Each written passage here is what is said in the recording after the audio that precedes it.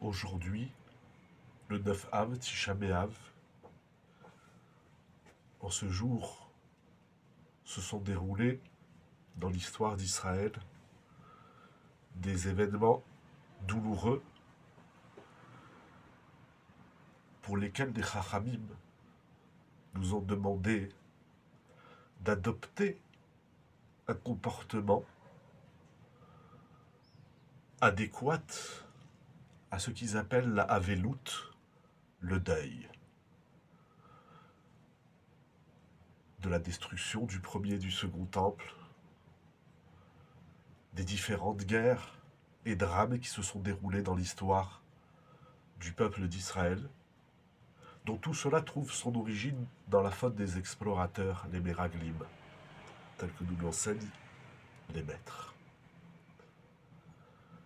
Ce jour de Tisha B'Av est marqué par de nombreuses halachot. On ne se lave pas, on ne mange pas, le jeûne, nous jeûnons. Si de prime abord, nous avons en esprit que tout cela est un signe de deuil, comme nous avons dit, parce que la situation du peuple d'Israël n'est pas meilleure, le Beth Amikdash n'est pas là. Les ennemis d'Israël continuent de nous poursuivre. Nous devons prendre conscience de tout cela. Au moins un jour dans l'année. Bien que la période commence depuis le 17 Tammuz, nous avons 3 semaines, mais essentiellement Tisha B'Av. Je voudrais partager avec vous un chidouche extraordinaire du Shem Mishmuel, qui se trouve dans Parashat Bamidbar. Nous savons, dit-il, que chaque période que nous vivons dans l'histoire, dans le calendrier, a les mêmes pouvoirs que ce qui s'est passé dans le temps, dans le passé. C'est comme ça pour chaque fête. C'est une idée connue que tout le monde rapporte. Le Meshech Chochma, Rav Dessler, le Ramchal, on retrouve cette idée dans plein de Sfarim. Par exemple, à Pessah, il y a eu la sortie d'Égypte, donc chaque année, à Pessah, il y a l'idée de la liberté, de la chéroute, la sortie de l'esclavage.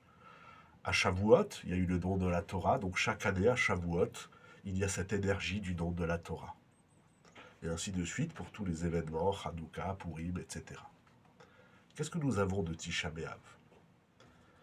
Le Shem Mishmuel rapporte au nom de son père quelque chose d'extraordinaire. Tout ce qui s'est produit à Tisha B'Av, tous ces drames, la destruction du Beth Amikdash, l'exil, a notamment pour effet l'expiation des fautes. Kaparat Avonot. Et cette idée de Kaparat Avonot, de l'expiation des fautes, nous la retrouvons donc chaque année, et nous jeûnons pour cela. Ça veut dire, dit-il, que le jeûne, l'objectif du jeûne, c'est pour avoir expiation de nos fautes. C'est une idée nouvelle et intéressante. C'est pas seulement qu'on se rappelle les drames. Le but, c'est comme c'est écrit dans tous les Sfarim, c'est de prendre conscience de l'origine de ces drames. Et le jeûne a pour effet expiatoire de la kapara, de l'expiation de nos fautes.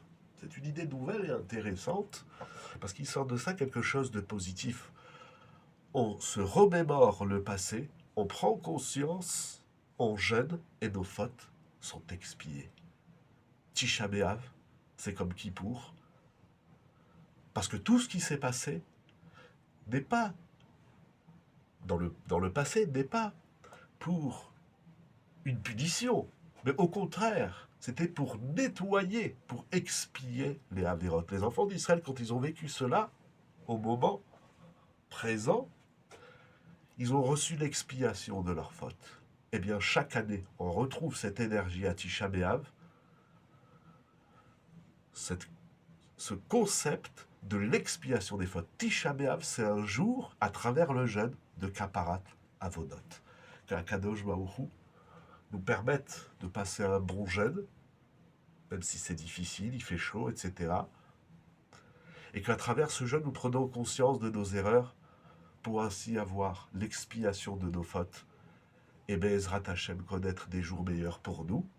pour tout Israël, pour la gloire d'Akadosh Baruch Hu.